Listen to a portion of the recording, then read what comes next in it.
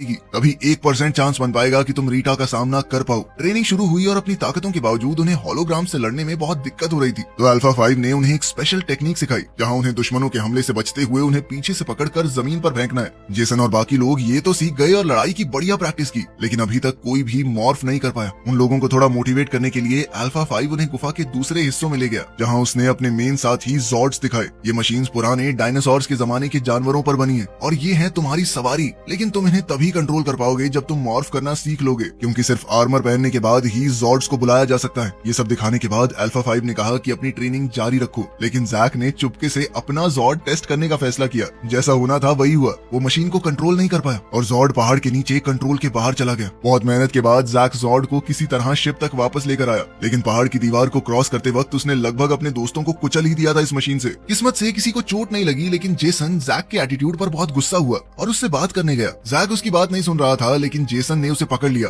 और फिर दोनों सबके सामने लड़ने लगे। बिली उन दोनों के बीच में खड़ा हुआ और उन्हें रुकने को कहा। तभी अचानक से बिली का आर्मर एक्टिवेट हो गया। सब लोगों ने हैरान होकर उससे पूछा कि तुमने ये कैसे किया, लेकिन बिली को खुद भी नहीं पता था कि ये हुआ कैसे। थोड़ी देर बाद आर्मर दोबारा गायब हो गया। फिर जोर्डॉन की आवाज आई और उसने बिली को दोबारा मॉर्फ करने को कहा, लेकिन बिली बहुत कोशिश करने के बाद भी नहीं कर पाया, जिससे जोर्डॉन निराश हो गया और उसने आज की ट्रेनिंग कैंसिल कर दी। उसने कहा कि अभी जाओ यार, दिमाग खराब हो गया, तुम लोग तैयार नहीं हो अभी पावर रेंजर्स बनने के लिए। ये सुनकर सब लोग उदास होकर चले गए, लेकिन जेसन शिप में जोर्डॉन से बात करने गया। वहाँ उसने जोर्डॉन को अल्फा 5 से बात करते हुए सुना कि बच्चों को मॉर्फिंग ग्रिड एक्टिवेट करना बहुत जरूरी है, वरना वो दोबारा जिंदा नहीं हो पाएगा। ये सुनकर जेसन ने जोर्डॉन पर इल्जाम लगाया कि वो सिर्फ अपना शरीर वापस पाने के लिए उनका इस्तेमाल कर रहा है। जोर्डॉन ने समझाने की कोशिश की, लेकिन जेसन ने कहा कि मुझे अपनी टीम पर भरोसा है और हम बिना तुम्हारी मदद के भी लड़ लेंगे।